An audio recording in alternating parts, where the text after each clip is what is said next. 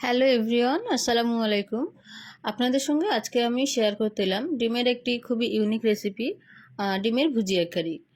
ডিমটা আমাদের প্রত্যেকের জীবনে একটা নিত্য প্রয়োজনীয় একটি জিনিস, আর সহজলভ্য হওয়ায় এটা আমরা খুব সহজেই বানিয়ে নিতে পারি। তো দেখে নেওয়া যাক আজকের রেসিপিটি। প্রথমে আমি এখানে নিয়ে নেব একটা পাত্রে ডিম। আমি একটা পাত্রে 4টে ডিম নিয়ে নেব, আর এটাতে আমি এখন দিয়ে দেব পরিমাণ মতো লবণ। ডিমে খুব অল্প পরিমাণেই লবণ লাগে।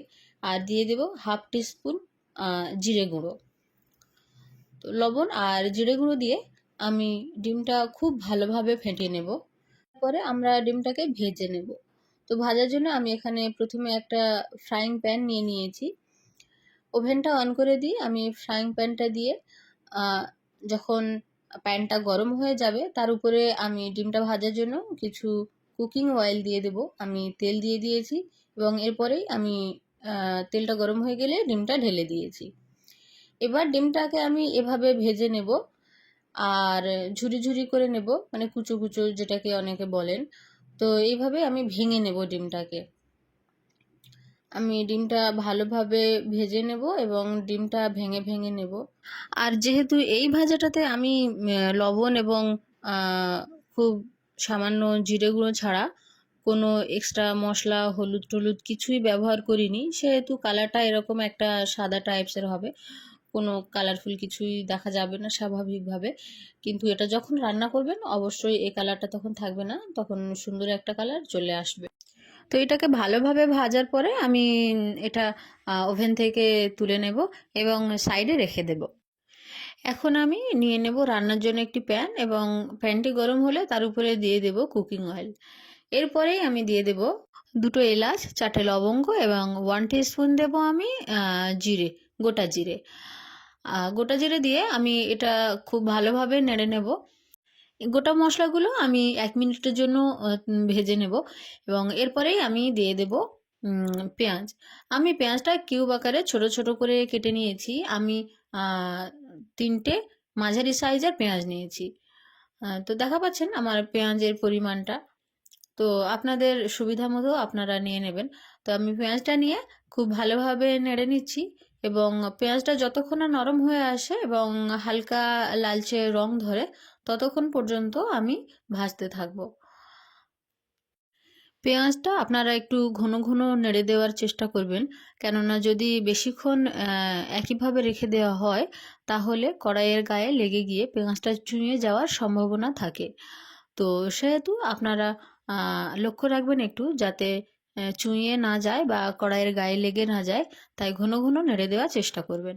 এরপর আমি এবার যুক্ত করব মশলা। আমি 1 টিস্পুন হলুদ গুঁড়ো, 1 টিস্পুন লঙ্কা গুঁড়ো, 1 টিস্পুন দেব ধনিয়ার গুঁড়ো এবং 1 টিস্পুন দেব জিরে গুঁড়ো। এগুলো দেওয়ার পরে আমি দেব কাশ্মীরি লাল লঙ্কার গুঁড়ো 1 টিস্পুন। আমি 1 চামচ করে সব রকম মশলা দিয়েছি। তো দেওয়ার পরে আমি এগুলোকে খুব ভালোভাবে নেড়ে নেব। দেখা পাচ্ছেন আমি মশলাগুলো দিয়ে দিয়েছি। দেওয়ার পরে আমি এটা নাড়াচাড়া করছি। এটা খুব ভালোভাবে নাড়া হয়ে গেলে আমি এটাতে দিয়ে দেব লবণ। তো আমি লবণটা প্রথমে দিতে ভুলে গিয়েছিলাম, নাহলে আমি প্রথমে দিয়ে দিতাম। তো আমি দিয়ে দিলাম 1 টিস্পুন লবণ, এবং আমি এখানে অ্যাড করছি কিছু কাঁচা লঙ্কা। আমি এখানে কাঁচা লঙ্কা অ্যাড করেছি এক্সট্রা ঝালের জন্য এবং ফ্লেভারের জন্য। আপনারা চাইলে এটাকে স্কিপও করতে পারেন, বা যদি শুকনো লঙ্কাও অ্যাড করতে চান তাহলে আপনারা তেলের উপরেই শুকনো লঙ্কাটা দিয়ে দেবেন। তাতে খুব ভালো একটা স্মেল আসে এবং স্বাদটাও অন্যরকম হবে। এরপরে আমি একটা টমেটো পিউরি দিয়ে দিয়েছি এবং একটা টমেটো কিউব আকারে ছোট ছোট টুকরো করে কেটে দিয়ে দিয়েছি।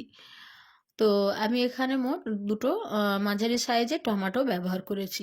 টমেটোটা দেওয়ার পরে আমি খুব ভালোভাবে নেড়ে নেব। আপনারা চেষ্টা করবেন একটু বেশিক্ষণ এটাকে নাড়াচাড়া করার, এবং খুব ভালোভাবে এটা আমি নেড়ে নিয়ে, মানে মশলাটা কষিয়ে নিয়ে আমি এটা ঢাকা দিয়ে দেব মিনিট 5 জন্য, এবং এই সময় আমি আমার ফ্লেমটা মিডিয়ামে রাখবো।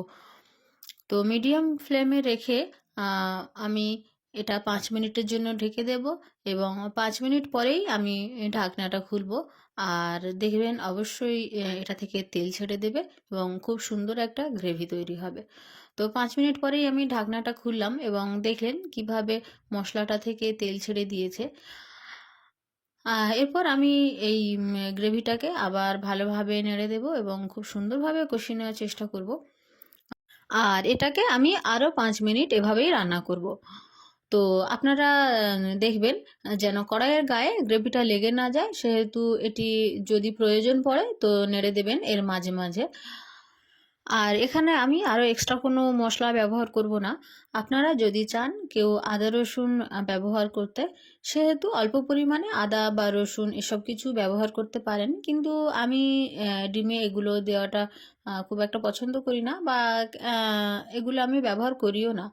আমার মতো আমি জানি অনেকেই করে না, বা অনেকে আদা রসুন ব্যবহারও করতে পারে, তারা ব্যবহার করতে পারেন। তো এরপরে আমি দিয়ে দেব ভেজে রাখা ডিমটা। তো আমি যে ভুজিগুলো করে রেখেছিলাম, এগুলোকে আমরা ডিমের ভুজি বলি। তো যে ভুজিগুলো আমি ভেজে রেখেছিলাম সেগুলো এখন গ্রেভিতে অ্যাড করে দিলাম। আর খুব ভালোভাবে আমি এবার এটাকে নেড়ে দেব। আর আপনারা একটু খেয়াল রাখবেন যেন মশলার গন্ধটা না থাকে। মশলার গন্ধ চলে যাওয়া পর্যন্ত আপনারা গ্রেভিটাকে ভালোভাবে নেড়েচেড়ে কষিয়ে নেবেন এবং রান্না করে নেবেন। দরকার পড়ে আরও বেশি টাইমও নিতে পারেন। তারপরেই ডিমের ভুজিটা অ্যাড করবেন। তো আমি একবার ভালোভাবে নেড়েচেড়ে নিয়ে আরও ৩-৪ মিনিট রান্না করব এটাকে এভাবে, এবং এর মাঝে মাঝে যদি প্রয়োজন পড়ে নেড়েও দেব। তো আপনারাও এর মাঝে মাঝে একবার করে এরকমভাবে নেড়ে দেবেন, না হলে কড়াইয়ের গায়ে লেগে যাওয়ার সম্ভাবনা থাকে। তো আমি আরও একবার এটাকে ভালোভাবে নেড়ে দিচ্ছি ৩-৪ মিনিট পরে। আর দেখা পাচ্ছেন এখন আমি এটাতে অ্যাড করব জল। তো যেহেতু এটা আমার খুব ভালোভাবেই কুক হয়ে গিয়েছে, তো আমি এখানে এখন ১ কাপ পরিমাণ জল দিয়ে দেব। যেহেতু ডিম রান্না করতে বেশি টাইম লাগে না, আর আমি এটাকে ভেজে নিয়েছিলাম আগে থেকেই, সেহেতু খুব বেশি পরিমাণে জল লাগবে না। আমি এখানে ১ কাপ পরিমাণ জল নিয়েছি। ১ কাপ পরিমাণ জল নিয়ে আমি এটাতে দিয়ে আরও একবার ভালোভাবে নেড়ে নিয়েছি এবং এটাকে চাপা দিয়ে দিয়েছি, এবং আমার ওভেনটি ছিল মিডিয়াম ফ্লেমে। সেহেতু খুব বেশি পরিমাণ জল মরে যাবে না। তো দেখা পাচ্ছেন এরপরে আমি ঢাকনাটা খুলে এটাতে আমি এবার অ্যাড করব ধনিয়া পাতা। তো যাদের হাতের কাছে ধনিয়া পাতা থাকবে অবশ্যই অবশ্যই করে ধনিয়া পাতাটা অ্যাড করার চেষ্টা করবেন। ধনিয়া পাতা দেওয়ার ফলে একটা সুন্দর স্মেল আসবে।